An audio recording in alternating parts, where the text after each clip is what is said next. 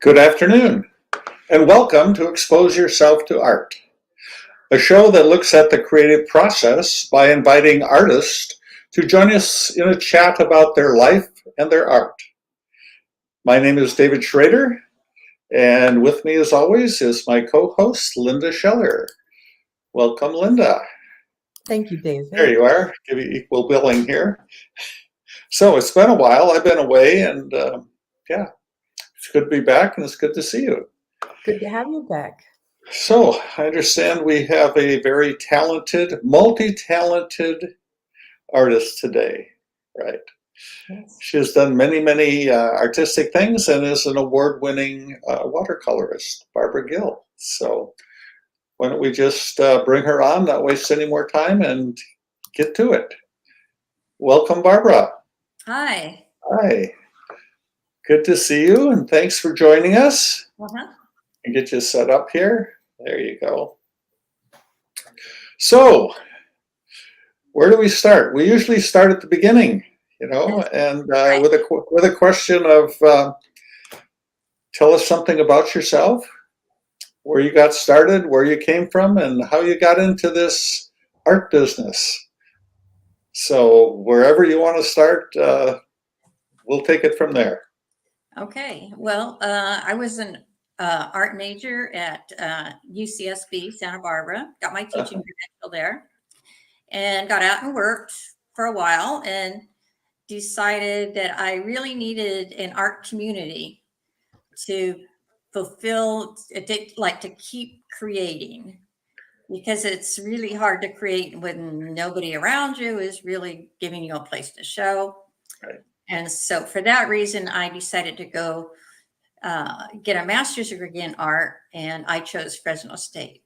But way before that, did you come from an artistic family? Where did this all start? I did not do any painting until I was a sophomore in college, and I took an art class for a basic general ed requirement. And then all of a sudden I said, oh, this is cool. You can take a piece of paper and make something look three-dimensional. I never knew you could do that. So it came to me very late. What before? Quite refreshing. I mean, for people who didn't grow up in a family of artists, this is really, Whose dog is that? Is that yours? Yours, okay. So before you took this class and gave you a new direction, what did you think you would be? What did you grow up thinking you would? Well, for a woman, there were three choices. You could be a teacher, nurse, or secretary. Basically, that's what we were told at that time. Uh-huh. And nurse and secretary didn't do it for me, so I figured I'd be a teacher, and I am. So yeah, okay. So that's what you were starting out to be, as a teacher. And did you? Right. Yeah. So in addition to your art, did you pursue teaching? Was that part of it? Yeah, my mother said you can be an art major if you want, but you have to get a teaching certificate also. Yeah. So she was very pragmatic. She said, you're not going to make a living as an artist, but you can as a teacher. Oh. And I really love teaching too. Yeah. But the practical part of it spoils everything. I mean, when I was young, I had this dream that I would make a living being an artist, and and it was such a big come down to encounter the realities of life. Say, oh, someone has to pay the bills. You can't just sit around and have fun. Well, no, that's not the way it happens. Okay.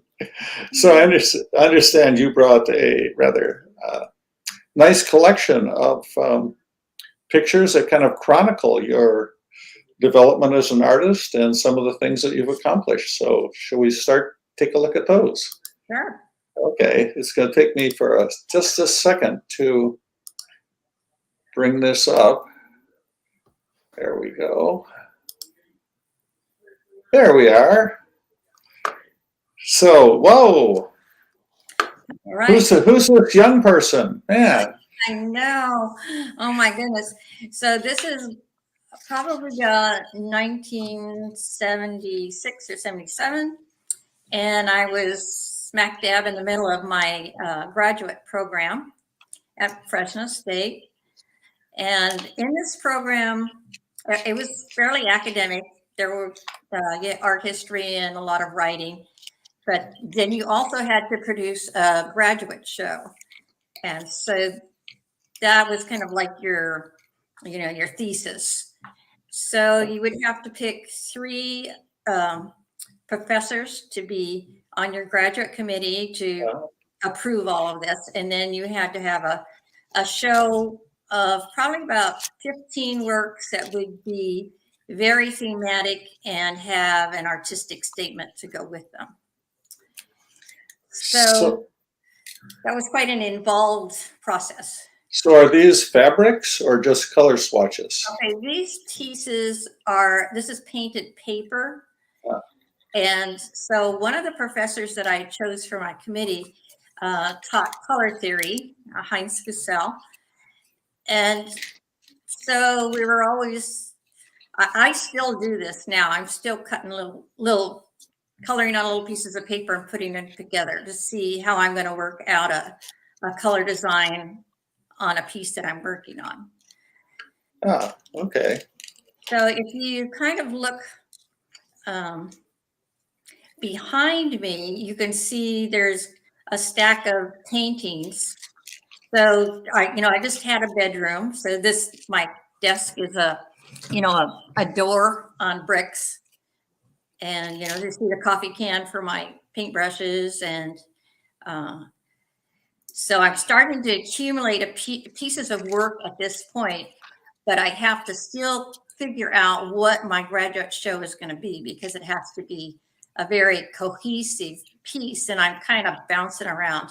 So we can go ahead and look at some of the stuff I bounced around in. Okay.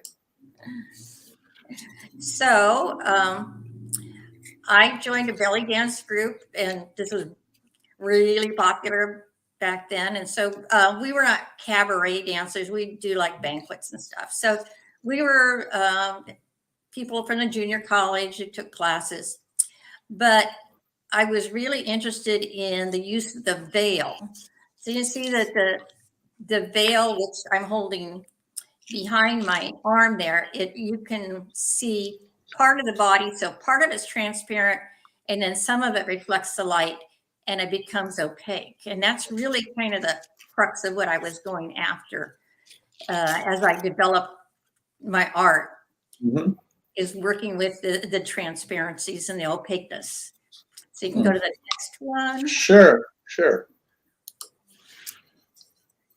So this piece, this is my teacher, and she posed for me to do a portrait. And at this time, photorealism was really popular. And so this is an acrylic painting. And then I add a collage. So there's wallpaper in the background, and I glued on real jewelry. And I put this piece, I think this is about 3 by 4 feet. It's a good size canvas. And I put it in the Fresno County Fair. And I won a prize, and I sold a painting. So, congratulations. Yes. kind of like my first big sale. So artists out there, the Stanislaus County Fair is coming. You have a lot of viewers. That's things we should be entering. Yeah. Okay, let's go to the next one. Sure. Wait a minute. I'm in the wrong place. There you go. There we go. So this is a completely different venue here. I was also really interested in dreams. I kept a dream journal, and I did several paintings so they're like got incongruent things. So this dream is called His Dream, Her Dream. So it's the idea, if you have 2 people who are asleep, can they have one dream in which they interact? like, could you, when you're dreaming, could you share a dream with another person? Sure. Right. Yeah. Absolutely. Yeah. Absolutely. This is like the Matrix. Okay. So, So now I just need to interrupt for a second. um, Were all of these pieces and the belly dancing and everything that was done when you were in college? no, these are done in graduate school. Oh, in graduate school. Okay. Yeah, and Did, I was dancing then too. So, yeah. Did you know you had this talent when you were younger? what? Oh, I don't know, painting, being able to, and then combine all these different artistic urges. No, I had no idea. No idea, really. No. So this piece has a lot of incongruent things in it to get that dream quality. So there's a couple with their heads on the pillow, and then if you look in the bed covers, you see there's another couple upside down. So you can see the faces in the red cover, and then the feet coming out the back, and they're floating on water. So it's like it's a dream because it's floating. And then this takes place in a car. So in the back window, you have Colette, who is the French novelist, looking on, thinking of a novel she might write.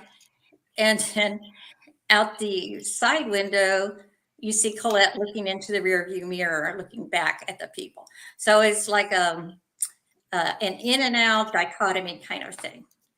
And this is an oil painting. And after I did that, I felt it was successful as a painting, but I didn't want to do any more oil painting, and I didn't want to do this style again. So I moved on. Really? Huh. It was kind of, I did a lot of them, and I felt like that's the last one, and I didn't want to do it anymore. I finished what I wanted to do about it. Wow. So let's go to the next one. Okay, so in Fresno, there was a gallery called Gallery 25, and it was started in 1974 by 25 women. And it was just a women's gallery. So I applied, had to write a statement, submit pieces of my work, which is all what graduate school was teaching me how to do. And I was accepted. So this is a show, and it's called Veils 2. There was a Veils 1 and a Veils 2 and a Veils 3. So Veils 1, I did dancing with Veils. Veils 2, I showed films of the dancing. So this was a very cooperative gallery where if I said, I'm going to dance and I want somebody to film it, somebody will show up and film it. And if I said, I want somebody to pose for me, or I want somebody to do this or that, they just all do it. And so my job when I entered this was, they said, well, Barbara, you're going to be publicity chairman because we don't have anybody to do that. So that turned out to be very fortunate for me because that I learned how to do all that as well. So let's go to the next one. And a performance art, an early form of performance art. Well, Wonderful. it wasn't really called performance art then. I know, an early form of performance art. Okay, so let's go to the next one. So this is inside the gallery, and so that's not my paintings on the wall, but there were 3 rooms. So like one artist would have one room and another artist have other. And so you can see there's a movie screen in the back. So that's where we were going to show my film. And the lady on the far left was Mary McGalley. So she was my other person on my graduate committee. And so she, was very important to me because she had been a founder of Gallery 25. Oh, okay. Okay, let's go on to the next one. So I wanted to get more into a flowing type of feeling. So the first 2 paintings I showed you were oils or Well, acrylics. oil and acrylic, right? And they did not move very. I mean, they had movement, but they did not have much flow. So this is more the direction I wanted to go into. So these, I didn't have watercolor at that time. Nobody taught watercolor, was not a thing. So this is acrylic used on watercolor paper. So this is kind of going back to working with my group of dancers, having this sense of community. This is a circle dance where everybody's giving each other energy. And you can see how the red can kind of show through the blue. So each color is like a prism. And each color is, as it overlaps, it becomes a different color. That's beautiful. Barbara, why was watercolor not taught or encouraged at that time? Watercolor was not considered really a proper medium. And there's still a hierarchy now. Watercolor really didn't become more popular until maybe, I don't really know, but maybe 10 years later, plein air painters started to evolve. But at that time, it was like nobody taught it. It wasn't really worth anything. So. That shocks me. It's so difficult, and it's so it was beautiful. only something you would use to make a preliminary sketch. It was not considered. If I said I wanted to have a graduate show in watercolor, they would have laughed me out down. Really? Wow. I didn't know that. That's interesting. Yeah. Okay, so let's go to the next picture. So this is 24 by 36. So you can see by me standing there that it's a pretty tall painting. So this is a figure moving forward with a scarf over the head. So you can see the feet, you can see the arms, but you can't really see the dimensions of the body. So I think this one was called Veil of Sleep. So at that time, my paintings were all called Veil of something or other. So you can go to the next one. Oops. I'm sorry. I'm back. There you go. So this is my room of Gallery 25. So you can see the guy on the left there, that's Sal, who became my husband. And then he was my boyfriend then. And then one of our friends. So you can see the size of the paintings I was doing then. And the ones on the right are kind of monochromatic. They're all in the deep reds. And then the one on the left had lots of color. So I was trying a lot of different things, but the paintings were the same size. These are all watercolor paper done with acrylic. Oh, okay. So I'm intrigued by something else, which is, part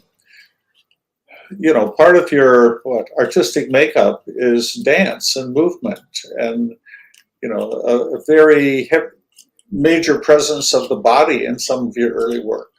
Mm-hmm. And I'm just wondering if how you think about that. Was that important to you? Did you ever articulate it that way? That with the dancers and the veils and the body seen through the veils. Oh yeah, that's kind of the thesis of my graduate show. Okay. So let's go to the next one. Okay. So this is Art Week, and at that time it was kind of the premier art newspaper. There weren't really art magazines. So this piece is a photograph of me dancing. As I said, we did collaborative work. So I worked with a photographer. It's really coming out weird there. But anyway, the statement says here, Barbara Gill examines veiled figures and perceptual distortions of the physical world. So that's what I was thinking. The veil kind of reveals some things. distort some things and hide some things. Uh-huh. So let's go to the next piece. So this one is called Veil of Midnight. So this is in my graduate show. And it's 24 by 36. It's on watercolor paper, and it is an acrylic. And so it's very monochromatic. So, just working with the blue tones. And you can see that you have an arm there, but it's partially distorted. And then you might have a little bit of skin that is shown there, and then a side of the body that's shown, and then some other parts might be whited out. So it's just going through back and forth on those different planes of what's revealed. Okay, let's go to the next one. Linda, did you say something? I'm sorry. Oh, I just said that is exquisite. Oh, thank you. Okay, this one is called Veil of Orchid. And I chose orchid because of the color, and I also got all into flowers, crazy into flowers and orchids. So this one, the model, you can see the hair, which is golden, but then it modulates, the color goes dark. And then that kind of very bright shape in the back is the light coming through the veil. And then the front part shows the opaqueness of the veil, almost like it's a drapery.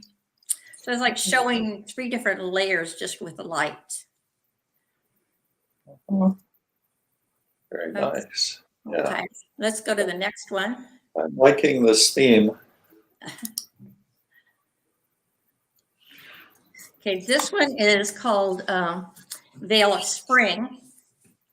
So again, it's monochromatic, just in the green colors. So this one, you can see the torso. So there's a strong light coming in. So part of the torso is just bright white light, and then it modulates into flesh tone. Same thing happens with the hair. And the veil comes over the arm. So you have the arm kind of broken between the different layers of the veil. Very nice. Okay, let's go to the next one.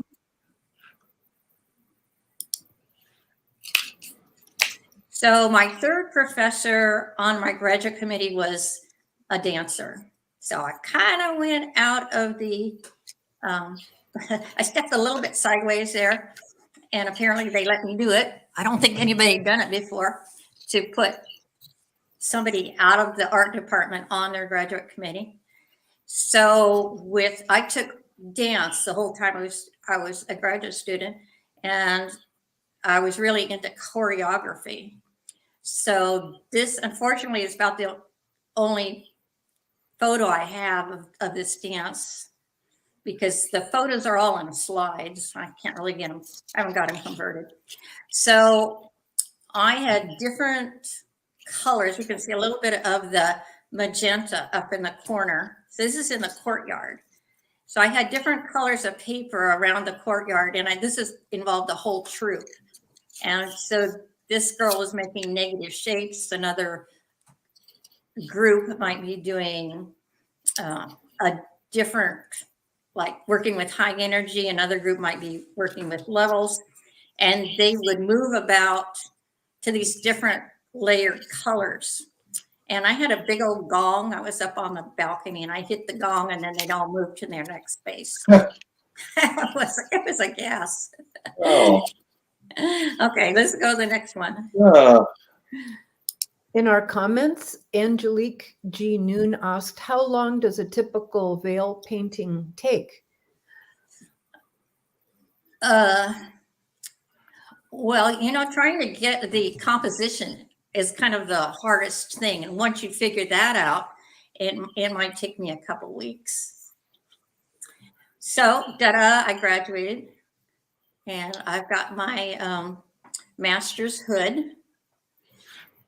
So after that, Sal and I got married. We moved to North Carolina. This is all within a matter of weeks. And let's go to North Carolina. to the next level?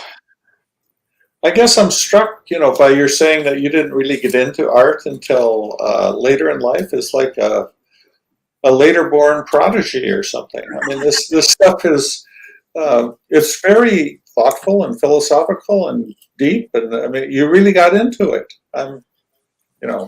Right. So you were just this wonderful blossoming artist waiting to happen, and it worked out beautifully. Okay. So what do we have next here? Is this your wedding? That one, yeah. Okay, so now we're in North Carolina, and this is a completely different change of pace because culturally they're probably a little bit different than California. So Sal was in the visiting artist program. So that meant we went to very small rural communities, and he was employed as a teacher at the community college, and his whole job was to bring culture to that community. So I would come in, so I'm his wife, and what can I do? I had teaching credentials, so I could teach classes and help with his program. So let's go to the next slide and see some of the things I did. Did you teach belly dancing? No, not in the South. You don't. We're in the South. So, as I said, it's very culturally different. I was going to say, you hinted at a culture shock there. Were there any stories connected to that? Oh, well,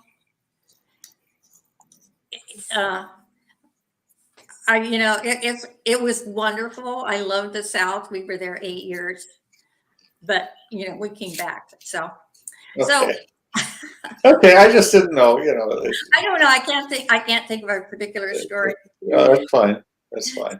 So anyway, I'm trying to find a way to do things right, because this is a completely different group from graduate school where you have all these people who are continually in collaboration with you, to moving to a very rural place where there's nobody to collaborate with you. So, I picked up, I had students, I taught classes through the community college. Mm-hmm. So let's go to the next one. Okay. So David, you asked about, did I do belly dancing there? No. Sal was doing a dramatic program, was kind of Renaissance, and he was doing poetry and dramatic pieces from that time period. So I kind of redid a belly dance costume and turned it into a Renaissance costume. And so I would do these dances as an interlude to make the program, to kind of expand the time and to give him to have a little break. Mm. Okay, let's go to the next one.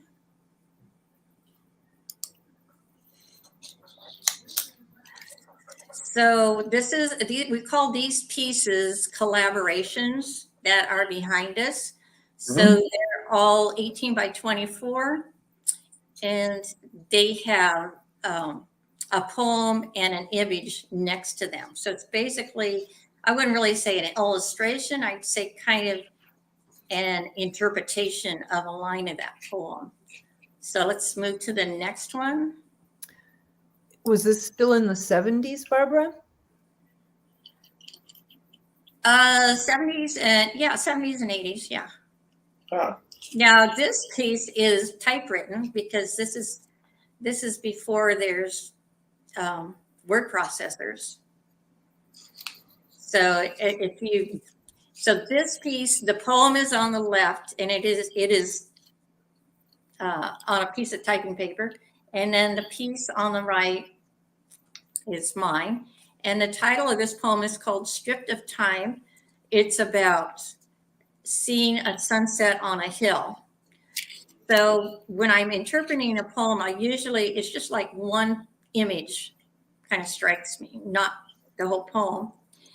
And so because it was stripped, I tore strips of material and then dyed them. So there's the hill on the bottom and the sun at the top. And then this is in color aid paper, which I don't know if they even have anymore, but it's the type of paper we would use in color design. Because we didn't have computers in those days where you do things with paint, on your computer. We did everything with color aid paper and figuring out designs. Yeah. Hey, this is reminding me of a show that we started recently in Modesto, the collision show where you combine photography with poetry. Right. Yeah. Okay, let's go to the next one. Okay, this one is a batik collage. So, I had all that belly dancing fabric. I had to do something with it. So I didn't tie-dye, I batiked it. And so this one is called Two Arcs of Light. And that's not the title of the poem, but in the poem, there's a full moon, and the full moon is reflecting in the water as you're canoeing. And so I just like that two arcs of light, that there was an arc of light in the sky and an arc in the water. And I want it to be reflective, so I used foil paper. And so this is a batik, and then it's kind of folded over and over the foil. Mm-hmm. Let's go to the next one. So fabric art too. Right. Batik. This one, trout are mentioned in the poem, so they're not really a feature. It's not really what the poem's about, but that's the image that struck me. So this one, well, it was kind of like a direct image translation, where some of the others are more abstract. But again, the poem is typed with an old-fashioned typewriter and right side by side. So I'm assuming the poems are by your husband? Yeah, right. Okay. I didn't see any names at the bottom. There's nobody else. Yeah, okay. Nobody else. Okay. The next one. Hey, we're in North Carolina. There's nobody else.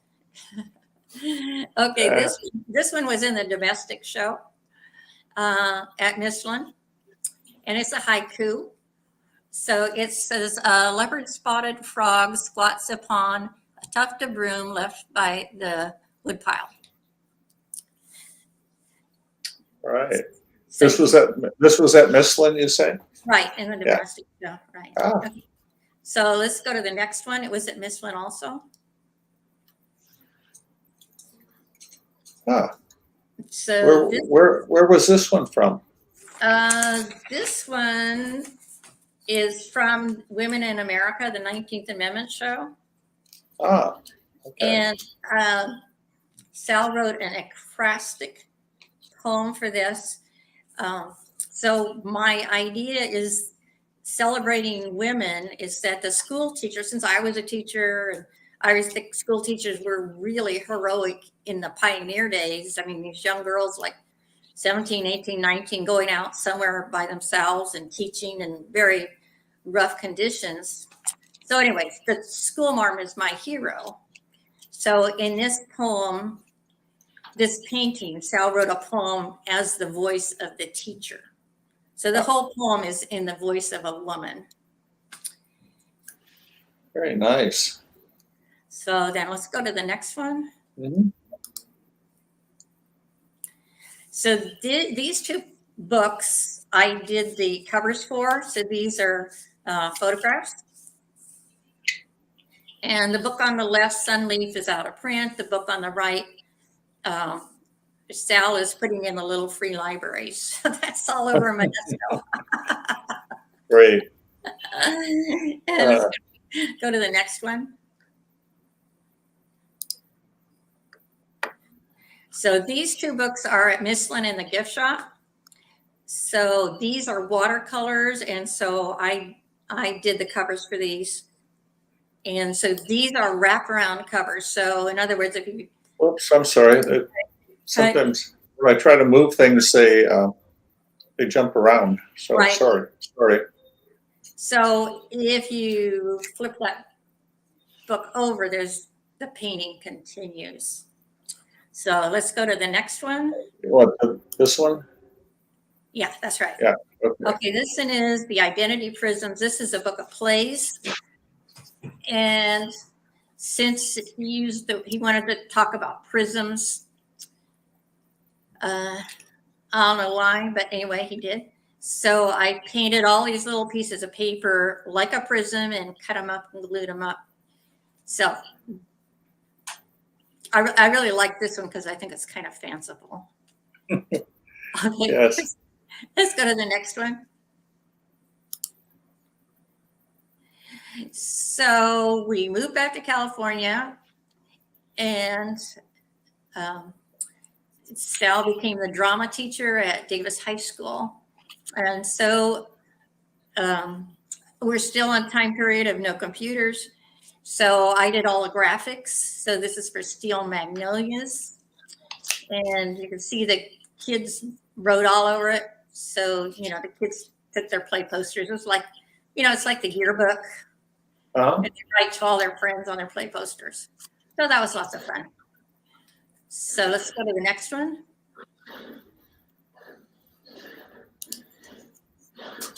Oh, the happy couple. So this is Davis High School set. So we're doing set work. You can see the kids are behind us working. So there's a little archway in the back. I think we borrowed that from MJC. But then I was set designer, basically.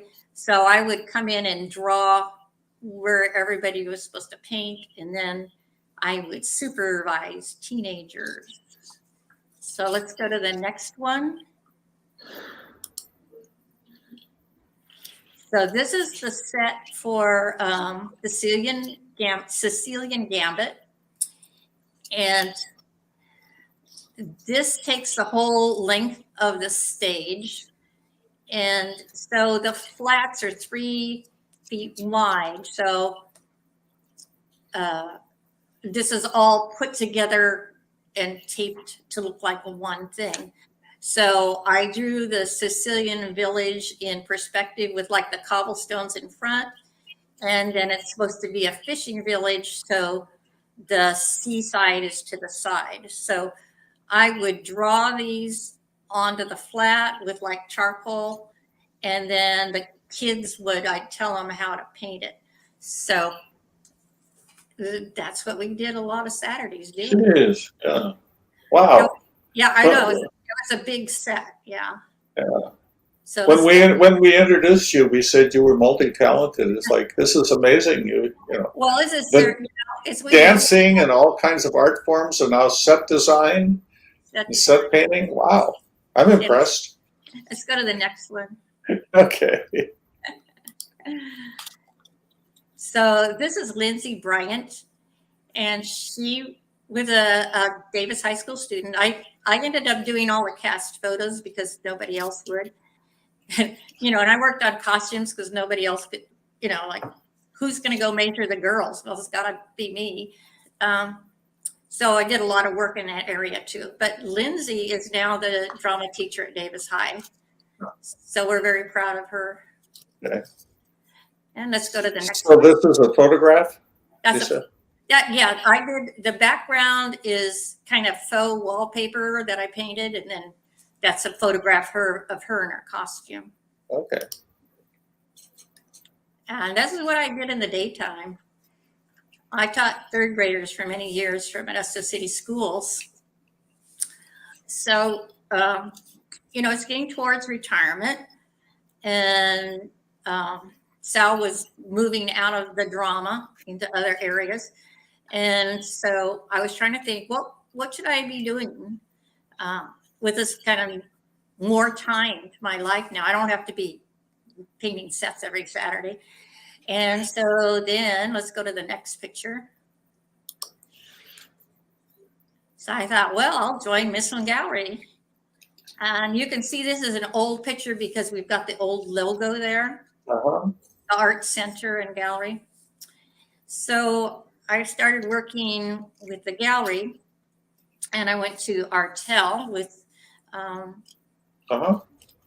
Georgia Herrick was teaching watercolor. So that's when she started teaching watercolor, and I didn't have any watercolors. I mean, I just didn't have any paints like that.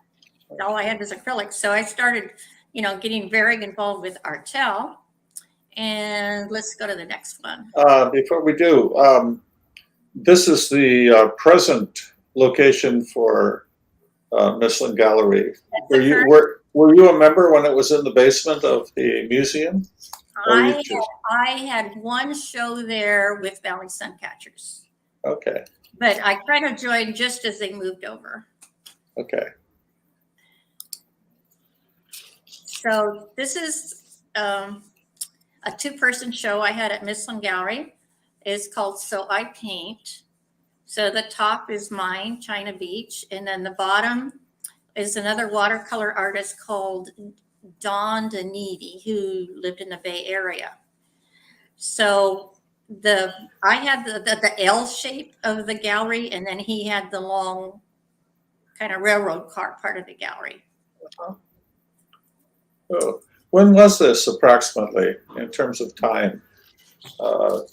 2005? 2009. 2009. Okay. Uh-huh. So let's go to the next one. Okay. So that's Georgia Herrick with me, and this is my reception. So that one wall, it had Yosemite landscape paintings, all plein air. Uh-huh. So Georgia really, really helped me in critiquing my artwork, and then Galen and Nora and helping me framing my artwork, because this is kind of like a really big push to get this all done in time. And let's go to the next one. Wait a minute, where are we? Here we go. All right. So there's Sal there. And I've got those little raffle tickets in my hand. Mm-hmm. Always trying to make money. So here's the question. You mounted this show when the walls of the gallery were black and they had grids. That's right. Right. What did you think about that? Were you for or against the getting rid of the grids and painting the walls? Oh, at that point, that wasn't a discussion. Nobody even talked about changing. Yeah. That discussion came a lot later. Uh-huh. Okay. So what side were you on? I want to hold you to this for a second. There was nobody talked about it at that Nobody. point. No, I know. Did you ever have any thoughts about it? I thought it should be lighter because our lights were constantly burning out. It cost so much money to light anything. So this is another grid. So each grid kind of had a theme. So this one was my dancer theme. And these are paintings. When I came back to Modesto, I rejoined a belly dance group. And so these are pictures from my group there. Mm-hmm. Okay, let's go to the next one. Did you perform with the group? Well, you'll see. Okay. Oh, okay. So there's the girls in my troupe. And so this is kind of the back wall of the L section. Right. And we set up chairs so people could watch it. And so let's go to the next one. So you see, I'm not in my belly dance costume for that performance. Okay. But those are all my girls. Yeah. So they were really sweet to come dance for me. I really appreciated it. Okay. Right, I missed it. Yeah. I was around it then. I don't remember it. Okay, now we're switching to plein air. So this is Valley Suncatchers. And you can see there's Tony Pooler in the back, Carolyn Rossman, Susan Rossman, Tamara Kuiper, Jan Hardy, and of course, I'm kind of there in the center. So this is Knight's Ferry. So we were very active in going out and painting together. So this was my first group I did plein air with. Okay, Tamara Kuiper is one of the people putting in the comment section, so she's watching.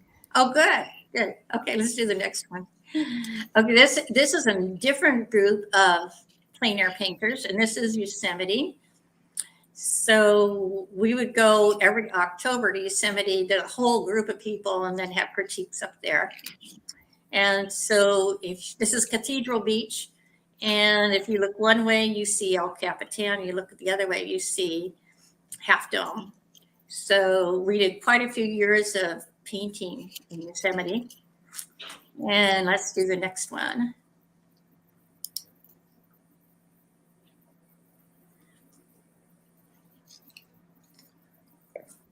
That is the next one.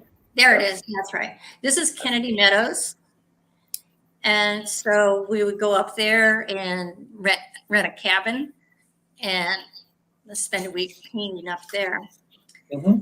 So if you kind of take a look at the river there, you can see the river's kind of that light green, gray color. And it runs that color because there's a lot of silt in it, and especially runs that color in like early June because there's so much snow in it. So let's go to the next one. Do you like this plein air painting? Oh, yeah, I love it. Yeah. Okay.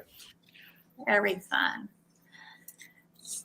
So this is Sonora Pass. So when we were in Kennedy Meadows, we would drive up, you're almost to the pass there. So we drive up to the top of the pass. There's a little place to pull out up there. Oh, and I recognize it. Recognize that, yeah. So I painted up there, and I did the dark portion is at the bottom. I didn't have that in, and it just looked like the mountain was too close to you. And so I was reading Edgar Payne and kind of the use of darks. And so I put in the bottom portion there with those trees, and then it pushed everything back and made it seem like now it was working as having those huge mountains being far away. And then let's do the next painting. Where is it? There we go. Yeah, okay. So this is Kennedy Meadows, where I was talking about the creek having that silty color. And especially in the early summer, June, when it's running with ice. So this is another challenge because you tend to want to make water blue. And so it's really figuring in a balance between the sky and, the foliage is reflecting green in there. So that's where you're getting your cast from. So this is all kind of an exploration of, if you think about water is kind of like a veil. In the sense that it reflects and it's transparent. Very definitely. Yeah, in plein air painting, do you finish this on site or do you finish it later? Because you made a comment that you added the trees at the bottom of that one later. Well, that varies. Well, I'll show you one that's not finished. Okay. As we go along. When we get there, yeah. When we get there, right. So this is at Mifflin. So this is 2018. This is en plein air. And Shella and Jan Hardy were the show hosts for this one. And then they said, well, it's en plein air is a French word, so they had us, or people they could talk into it, were berets. Yeah, there you go. So all these gals were in it. I mean, there's Karen and Diane. They're not plein air painters, but they figured out something to do, so they entered too.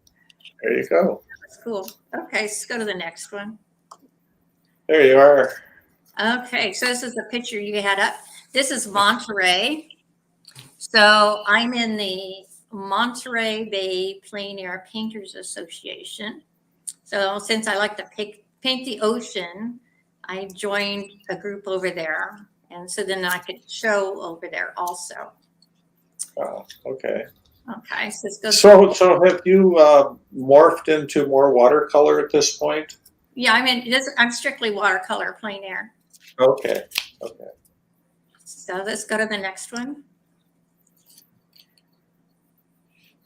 So I'm teaching a class here. So I'm that little figure furthest away that's standing in the back. And then near the table, I have an easel set up with my demonstrations. So these are people who belong to Monterey Bay Plein Air Painters Association. So they would have kind of like in times we could instruct. So I was an instructor on this one. And so I'm teaching them how to paint a wave. So let's go to the next picture. So this is my wave. I look at each painting as being a challenge, and this one is how to make water have movement and just make it seem like it's going around. And this really all goes back to the veils, and that you can see that part of the water, some of the water drops are opaque and some of them are transparent. That's why we know it's water, because it's reflective, and then you can see through it. Mm-hmm. So this is also explaining your attraction to watercolor. Yeah, because you can't do this with oil and acrylic. You can't make things transparent. And it's kind of bringing together your, where you started with the veils and the transparency. Right, right. Okay, so let's do the next one. I'm getting an education here. So this one is called Cypress Heart Window. So this is a very recent painting that I did on the coast. So there was a very complicated scene, but I decided to make it simple. So I just focused on that little window up at the top of the tree, which kind of twisted around, and I thought it kind of looked like a heart on its side. Yeah. And I used very graphic pencil that made kind of a hard line for the rocks. And with this one, I just let the waves kind of splash up, and I didn't really put in a background like the Pebble Beach that's back there. Right. Because I wanted it just to have the focus all be in the front. So let's go to the next one. Very expressive. Yeah. One of our viewers, Angelique Noon, wondered if perhaps watercolor wasn't as acceptable because that's something that the Renaissance masters weren't doing. Is that? Well, the Renaissance masters did watercolors, but they used them as sketches. So watercolor has always been looked at as a sketching medium, not a gallery medium. Mm-hmm.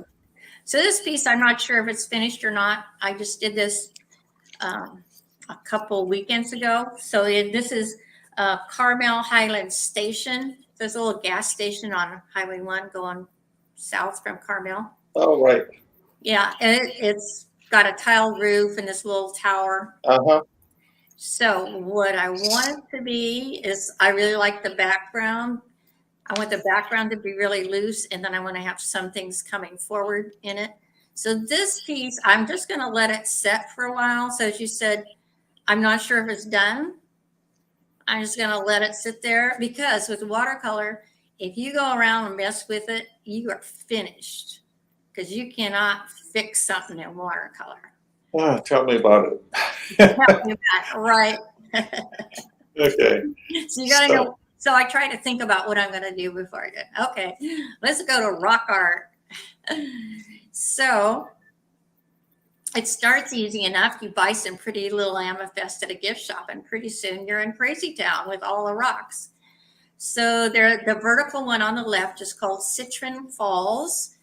And this one, I got into some very technical things with mediums and modeling paste and tar gel, all kinds of acrylic paint, things that are not watercolory at all.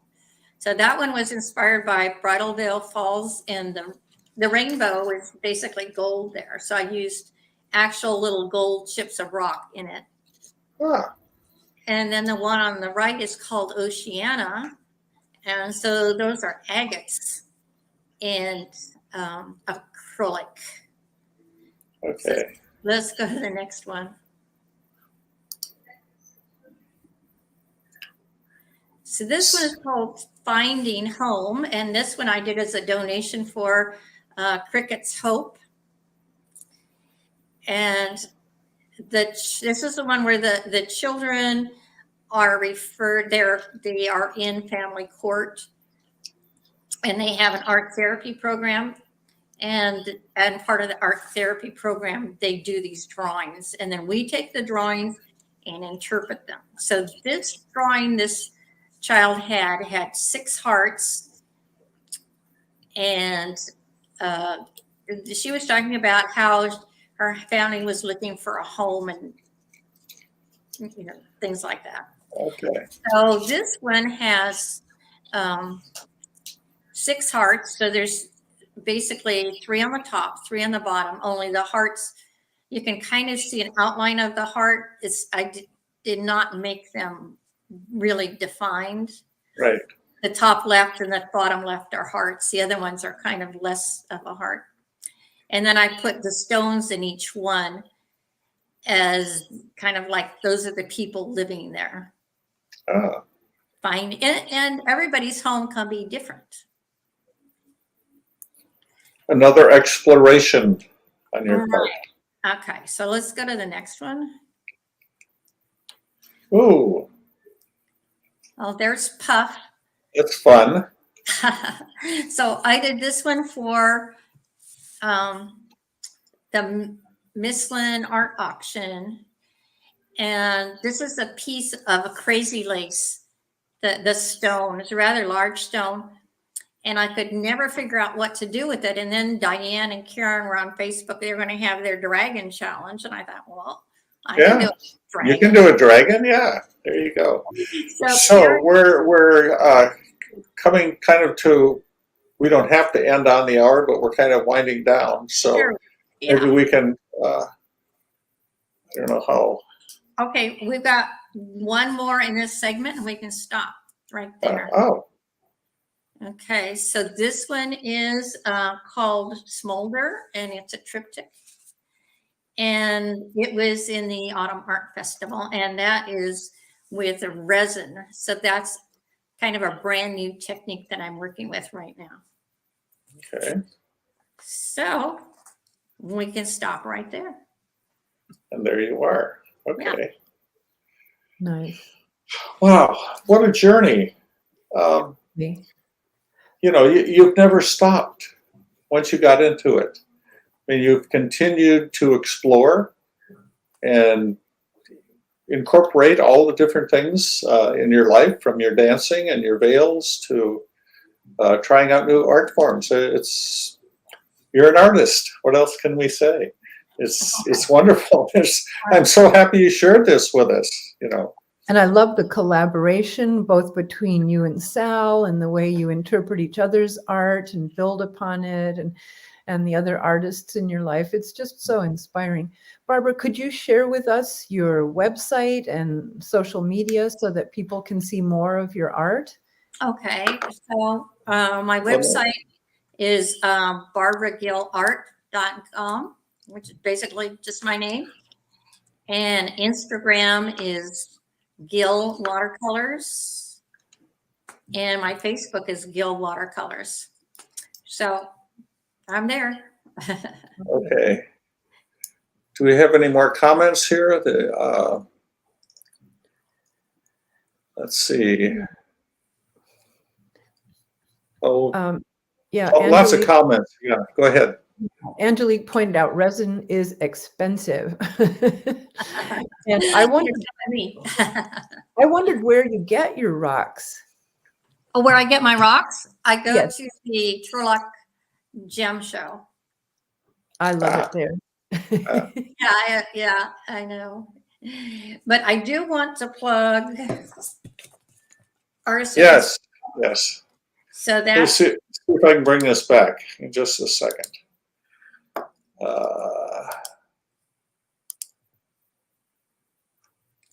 I know it's here. the Artist Open Studio slides. There it is. Right. Okay. Okay. So this is our little booklet, April 23rd and 24th, 11 to 5. It is free. And that is Rhett Owens' painting on the cover, which is one of the prizes. And then you can, There we go. Yeah. Okay. And then if you want to go to the next one. So this photograph is in this month's paint rack. So that's Alice and Alan Richards. Alan was on the board, and she's since moved away, but she started the Artist Open Studio in 2011. So this is our 10th anniversary. Okay. And then Let me just jump down here. Okay. So I recognize the swimming pool. I'm assuming that picture of the Richards was in Henrietta's backyard. Is that correct? Henrietta's backyard, right. Are you going to be there again this year, or are you going to be at your house? No, I'll be there. At Henrietta Sparkman's house? Henrietta's, right. Okay, good. Just one more here. And is there a location online where people can get more information about the Artist Open Studio? StanislausAOS.com. Okay. Free map. So this is my painting called Encina Poppies, and that's one of the prizes you could get from In-Rain. It's free. You just go, you drop a little paper and enter the drawing, and you could win one of 4 pieces. Oh, that's beautiful. Wonderful. I'm going to sign up for that one. Oh, I am too. That's a good one. One last one here, because this Artist Open Studio. Oh, yeah. That's Karen Kingsbury's Arnold. A pothead or something like that. Yeah, pothead. Yeah. Okay. Well, thank you so much for joining us. I mean, this has been a real tour de force. So thank you, Barbara. It's been so fascinating. Thank you for having me. And Angelique ends it with LOL and a thanks. So thank you very much for joining us, and thank you for taking us on this journey. All right, thank you. Yeah, very much. So, okay, bye-bye. Bye. So let's end the broadcast.